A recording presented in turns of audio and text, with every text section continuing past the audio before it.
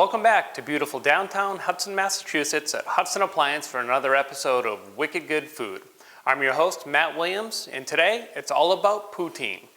So this is a Canadian dish that we see more and more around, and that's a good thing, I think. But it comes from Quebec, and what it is in its most basic form are French fries covered in cheese curds, covered in gravy.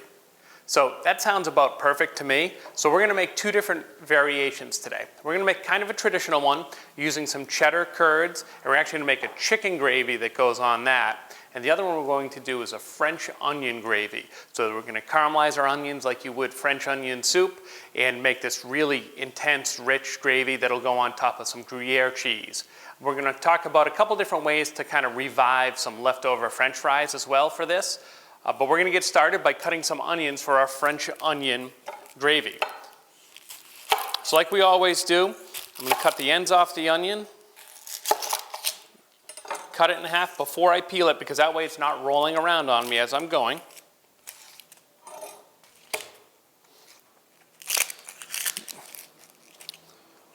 And so the inspiration for this particular poutine was a meal I had with my dad and my brother when we were actually in Disney, and we were at, I forget what restaurant we were at, but we had a poutine very similar to what we're going to make. So this onion actually has a little bit of mold on the side right here. I'm just gonna trim it off. It's not worth throwing away a whole onion because there's a little bit of mold on the side there.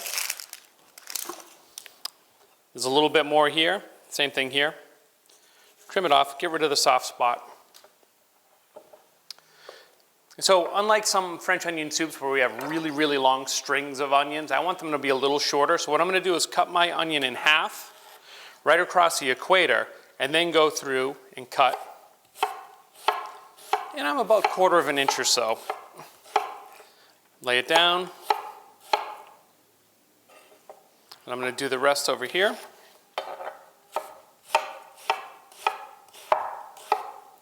And we're not making a huge amount of gravy. This is just enough to cover a handful of fries, so this is gonna be plenty of onion. I'm gonna save a little bit of onion. I'll show you what we're gonna do with that. So over here on this pot, I'm gonna turn the heat up a bit. I'm gonna add some butter to it. And we're gonna add our onions right to it. The pan's preheated a little bit. You can see it starting to melt right away. We'll get our onions in here.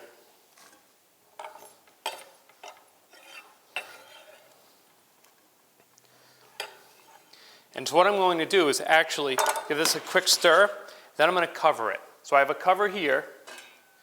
By covering it, what I'm going to do is I'm going to trap in the moisture as it starts to warm up, and it's going to actually steam the onions. Some of the moisture is going to come out, and it's going to help me because these are going to cook a long time and I want to caramelize them. I want it to be a slow process. So that steaming is going to help to make sure all the onions are cooked. Once that water eventually evaporates, after I uncover it, we'll get beautiful brown onions. Now, we're going to also start our second gravy. So our second gravy is going to be a chicken gravy. That, we're going to use a boxed chicken stock, which has pretty good flavor, but I want to up the flavor a little bit. I want to add some more aromatics. So we're going to start this one by actually using this onion. I'm just going to give it a quick chop because these vegetables are going to get strained out of our finished gravy. Where the French onion one's going to have our chunks of onion, the chicken gravy is going to be nice and smooth. I'm also going to add some carrots. I'll give these a quick peel.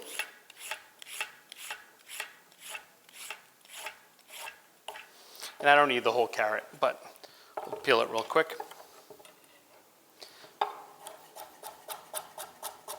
Like I said, these are going to just go in for flavor, and this is not going to cook a super long time. So you can see I cut them relatively thin. They're not super thin, but it's not like I'm making a stew where I want a big chunk because it's going to cook for 4 or 5 hours. And lastly, I'm going to cut up some celery, which I washed before. I'm just going to go through about like that. So same thing, I have this center pan. I'm going to move and put a little bit of butter into the center pan. That's on, but I'm going to turn the heat up on that a bit. And we're going to add our vegetables. So neither of these dishes I'm looking to saute. So if you remember, saute is a very small amount of fat, but really high heat. And we're going to develop some color. We're not looking to develop color here. what we're hoping to do is to allow the vegetables to cook slowly and actually sweat, is what they call it. They're going to release some of their flavors into the fat, into the liquids in the pan, and that's what we're going to build our sauce on. I want to take a quick peek under here. So it's just barely starting, so I know I can turn our heat up a bit more. Now, as I said, poutine's made with French fries. So we're going to make a homemade French fry. Very quick, simple, easy French fry. I've got a baker potato. This is also called an Idaho potato or a russet potato. These are great for French fries because they have a relatively high starch and a relatively low water content. So if you think of a baked potato and you break into it and it's light and fluffy, or a really good French fry, if you were to break into it and you'd see that it's really light and fluffy, it's not really mealy inside, this is the kind of potato we want. So these are just going to be hand cut. I'm going to cut the bottom off so it doesn't roll on me, but I'm also cutting it thick enough that this can be a fry. I've gone through and washed these potatoes pretty well. I'm not worried about the skin. We're going to keep the skin on them. So once again, talking about a little blemish, I can see a little brown spot on my potato here. I'm just going to snip that off. Then cut this into my fry size. Same thing here, stack these up into my fry size. And I'll do another one real quick. Once again, always cutting the bottom off first so that it doesn't roll on me when I cut it the rest of the way. But the bottom is also thick enough that that'll make some fries.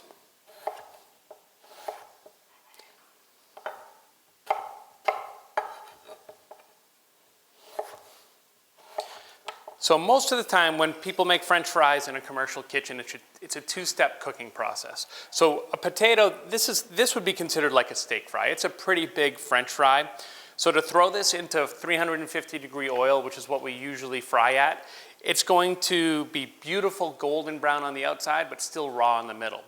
So we're going to blanch our French fries. So I have some oil all the way over here that we're going to go into. This oil's set around 250 degrees. So it's a relatively low temperature. We're going to let it cook nice and slowly until they get soft. Later, just before we serve them, we're going to crank the temperature up to 350, 375 and drop our fries in to get a nice crunchy fry. So I'm going to drop one in. Yeah, that looks about right. I can hear a little bit of bubbling.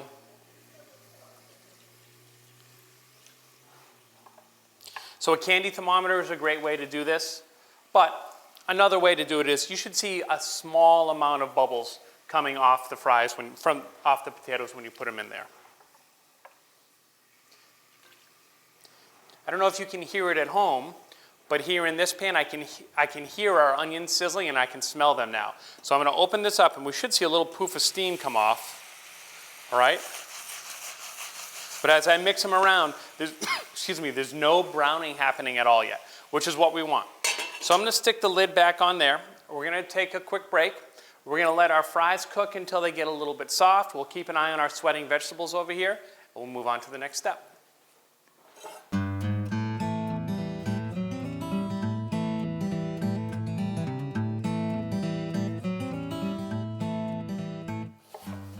All right, welcome back. So I'm just cutting up another little batch of potatoes here because I have a pretty good feeling people are going to want to eat these fries when we're all done. So one of the other ways that you can do this that we did on a show a very long time ago was to take and actually blanch our potatoes in some very heavily salted boiling water. It's kind of a different way to do it, but you'll actually end up salting the potato. And then what we did was we dried them out in the oven and then deep fried them in really hot oil. And that's actually my favorite way. It's a pretty time-consuming way, but that is my favorite way to do fries. They're salted all the way through, and you get this wonderful crispness outside, but you get that light, fluffy texture on the inside that we were talking about. So I want to show you these potatoes. So I grabbed a sheet pan here. So what we're looking for here is that the potatoes, let me grab one of them, when we hold it up, is a little bit flimsy. See how it broke. Hold on, that was burning my fingers. See how it bends a little bit? It moves around a little bit. That's what we want. We don't want to cook them so much that they all fall apart. So I'm just going to use these tongs, because that happens to be the tool that I have, and remove these onto the sheet pan. So at this point, you could take these potatoes and throw them in the refrigerator for a couple days. You could let them cool off, freeze them, and then you have, they would be like frozen French fries you'd get from the store, but they'd be way better. But we'll pull these out of here. So whenever I think of, I had never had poutine until I was, I don't know, till 5 or 6 years ago. But one of my favorite things in the world was always French fries with gravy. I can remember as a kid going to this little diner type place with my dad, and one of the things they had was French fries and gravy, and the gravy was terrible. It was super salty and it had lumps and whatever, but I loved it, and I still love it. I still have good memories of that place and those French fries with gravy. But now that I know how to make a good gravy, that's what we're going to make. I used to have dreams of opening a restaurant, and that would be one of the only things I would serve, would be French fries with like 7 or 8 kinds of incredibly good gravy. All right, so 1 or 2 more hangers on here. And you can just spread them out and let them cool off. So this is school. This is actually how we make our French fries. We make homemade French fries every day. So you want to be careful when you add them to the oil so it doesn't splash at you. It's not at full frying temperature, but 250 degrees still will burn you, or at least be uncomfortable. I want to give them just a quick stir. All right, so next we're going to check out our onions. So now we can see that we've got a little bit of color on there. I'm going to turn the heat down quite a bit. And watch as I give them a stir. You can see that there's brown on the bottom of the pan.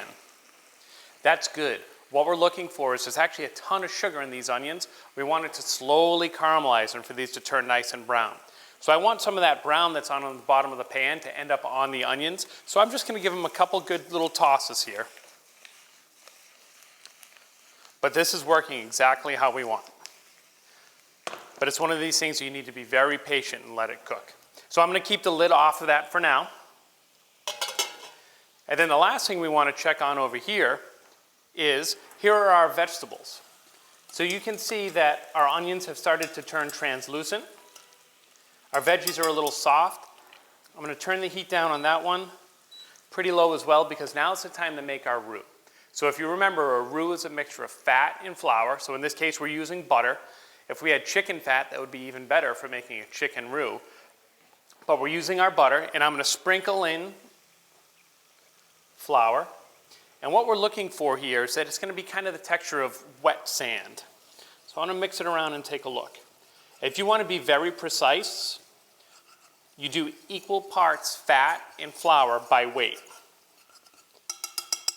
That last little thing is really important, that you do it by weight. If you do it by just a cup of fat and a cup of flour weighs a lot less than a cup of fat, and your recipe will be off a little bit. So that looks like enough flour.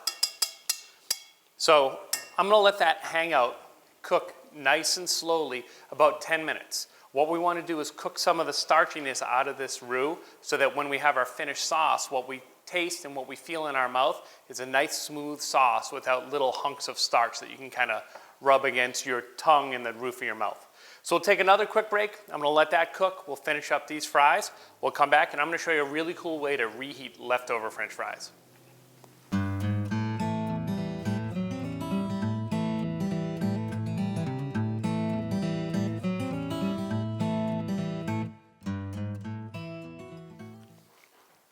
All right, welcome back.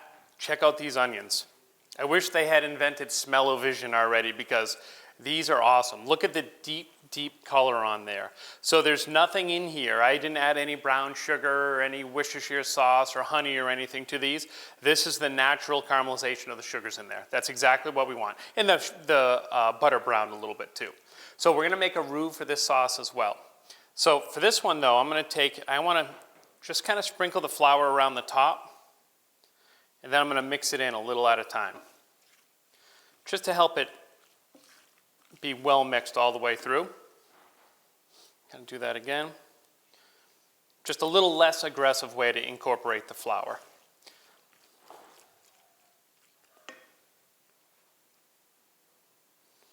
And that will probably be enough for what we need to do. So now, once again, like we did with our other sauce that we're going to build here, we're going to let this cook low and slow for a little while. But I'm going to let that do that on this burner over here. Turn this guy on. Now, coming to our other sauce here. So our roux has had a chance to cook quite a while. Our vegetables are nice and soft. They've given up a lot of their flavor into the butter that's in this pan. So the next step in making this sauce is going to be to add our chicken stock. So I have that here.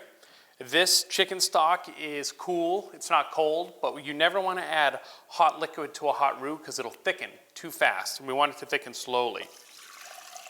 So I'm going to pour it in there, and I want to stir it right away.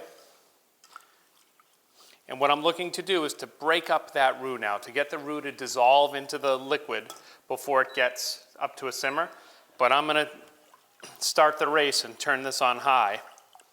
And as we know on these induction stoves, if you've heard me say many, many times, it's amazing how quickly they warm up. So this will come up to a simmer pretty quick. And once it comes up to a simmer, that's when we'll be at the thickness that we're going to be. Now it still has these chunks of vegetables in there, but that's not a big deal. We're going to get rid of those.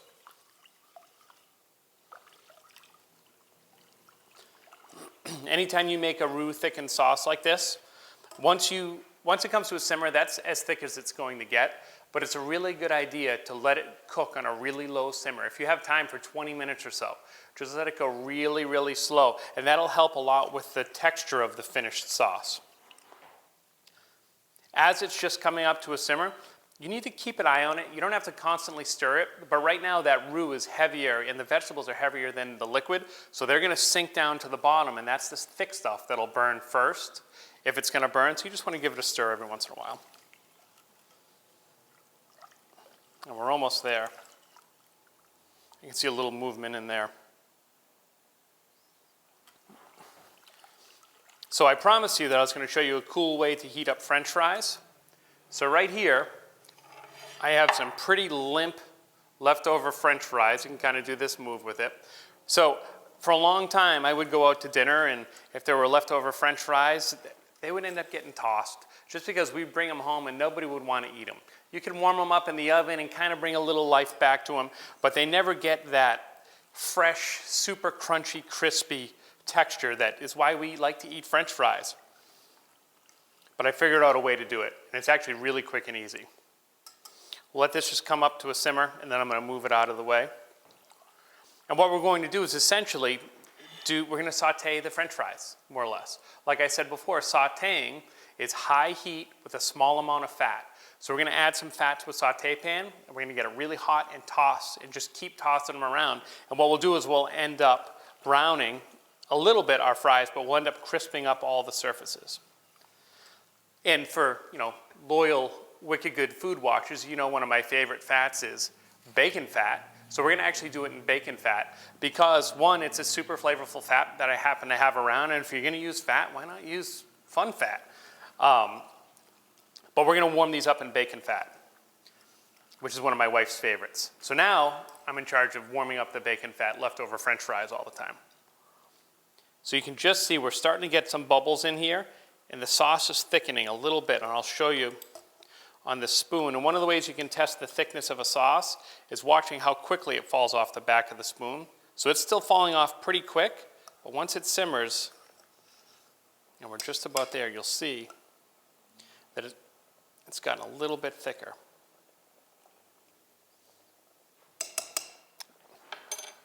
And this is great. So now I'm going to move this out of the way so we can warm up our bacon fat fries. But I'm going to turn this down a little bit because, like I said, I want to let it simmer slowly. We'll let it hang out right over here. Now here, this pan is going to be nice and hot. I'm going to add bacon fat directly to it.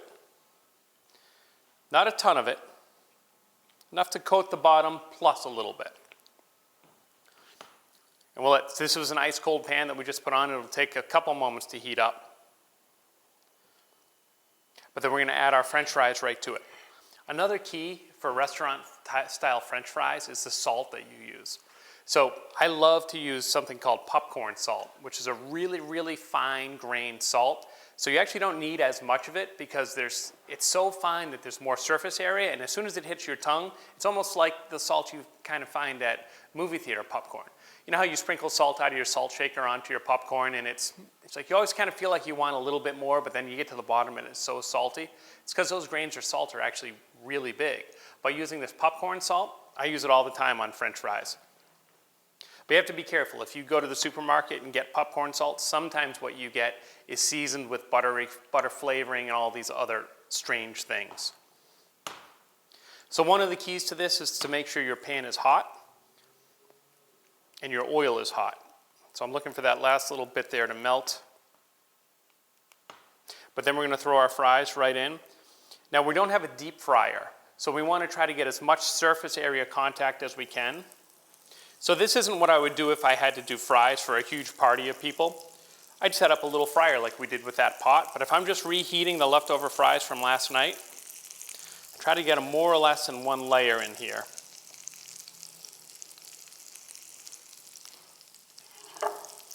Give it a little shake. I'm going to take a look at our sauce, which is looking great.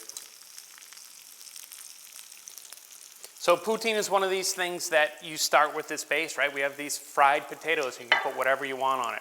If you want this to be really, really thick, that's fine, but you don't want it to be so thick that when you pour it on there, it doesn't go, because you need it to flow in between the fries. We're going to put cheese on top. The cheese I've actually had out since I got here because we want the cheese to be room temperature, so that we have these hot fries, this room temperature cheese, and when we pour the hot gravy on there, it just starts to melt the cheese a little bit. And I don't know if you can see that some of these are already starting to brown up a little bit, which is perfect. So we're going to take another break. I'm going to finish browning up these fries, getting them nice and crispy. This gravy is just about done. When we come back, we'll add our liquid to our onion gravy, and we'll get ready with our cheeses, and then it's almost time to have Arthur up here to see what he thinks of our poutine.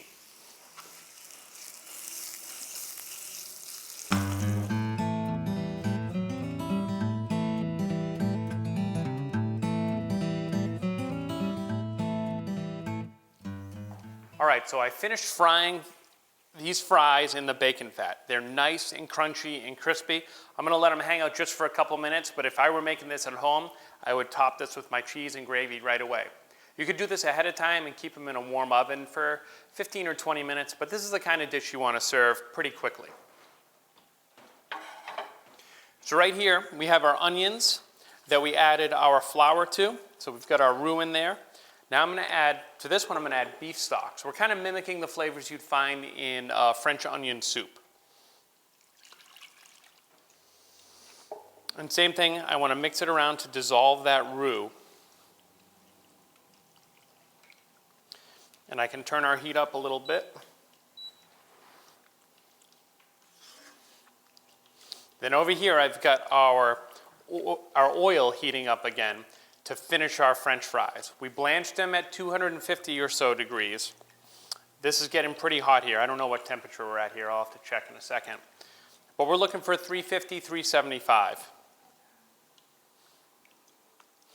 So I'm going to keep an eye on this and slowly let it heat up. We'll grab our potatoes here. I'm just going to drop one in to make sure it's ready, and not quite yet. I want to see a little bit more of a, not a violent reaction, but a little bit more convection movement as soon as we drop that in there. But it'll only be a couple moments. And actually, we might be ready now. So whenever you're frying at home, I like to have a nice tall pot to make sure that stuff doesn't splash or it doesn't boil over if you put anything in.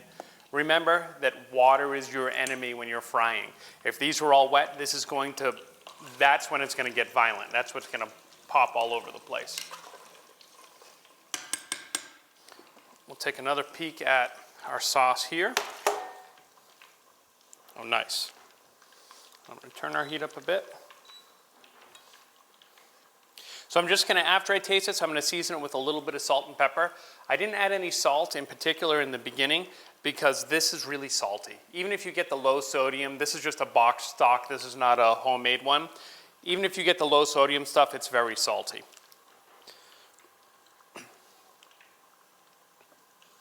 Yeah, so you can already see that this is starting to thicken up a bit. I want this one to be a little bit thicker than our chicken one. So I didn't add quite all the liquid. It's much easier to add a little bit more liquid to thin it out than it is to have to make more roux, to thicken it. But check that out. Now that's pretty thick. You can see our thickness. That's nice. It coats the back of our spoon. So we're going to let this cook for 7 or 8 minutes, real kind of slow. I'm going to turn the heat down a little bit. We're going to finish up our French fries. Next time we come back, Arthur will be up here. We'll finish our fries and see what he thinks of some poutine.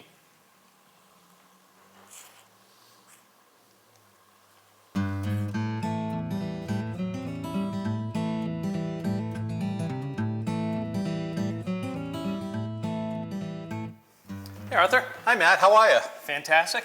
What do you get cooking? Well, today is all about poutine. Okay. Which is French fries, Yep. and gravy and cheese curds. Oh, That's what I'm cheese saying. curds. That's right. So unfortunately, I couldn't find cheese curds. Okay. I went to my cheese curd guy, and he didn't have any cheese curds. No so cheese curds. instead, we're using a really sharp cheddar cheese, which I think the flavor will go really well on. So you can see the beautiful color on these French fries. So these were made from scratch. From scratch. We just okay. cut those, we blanched them in some warm oil, and then we cooked them in really hot oil to get the color. So I'm Okay. going to add the rest of these cheese curds, and I just want to kind of toss it around, because it's good when you find a little surprise on the bottom of another cheese curd. These were leftover French fries. Leftover French fries are usually garbage, Yep. but what we did was we threw them in a saute pan, really hot pan, with a little bit of bacon fat. Okay. Tossed them around, and what we did was we essentially refried them, kind of brought them back to life. Refried. So for this one, this is going to be our French onion poutine. So I'm going to take this Gruyere cheese like this. I'm just going to use a vegetable peeler All right. and put some pieces on there. So What kind of cheese is that? This is it's a Swiss Alpine cheese. It's got a little funk to it. It's relatively firm, but it's not a really hard cheese like a Parmesan. Okay. And so to that, we're going to add our onion gravy. So this is like French onion soup turned into gravy. You know, this is the ultimate, you know. You know it. We'll put this all over there. And so what we want to have happen is we've got our cheese at room temperature. So once the hot gravy hits it, it'll melt down kind of in between. Okay. So we've already tossed in our cheese with this. So I'm going to take this gravy that we made. It still has all the vegetables in it, but I'm going to go ahead and strain it right on top. You can't see this, Arthur, but the people at home will be able to see. We'll just kind of cover that whole thing. I'm glad you're taking the vegetables out. We don't want it to be healthy. There's Right, no right. semblance of health here at all. But actually, all the vegetables in there, take this supermarket bought box of chicken stock and bring it to a whole new level Really? by adding a lot of flavor. Which one do you want to try first? Let's try the onion, this one over here. All right. We got to get some cheese and some gravy. Yep. So I'm going to take some of this, yeah. And a nice crunch. They got nice and crunchy from that bacon fat. Doesn't taste And like they were French- leftovers. They were leftovers. Good That way to is bring good. them back. That is good. And then these, it's hard to get all in one bite because this is a little bigger, but it's all right. We said it's finger food, didn't we? Yeah, we did. I'll put one on there. What do you think? Oh. That is really good, really good. And I can tell you, with gravy and on potatoes with the cheese, now that's wicked good.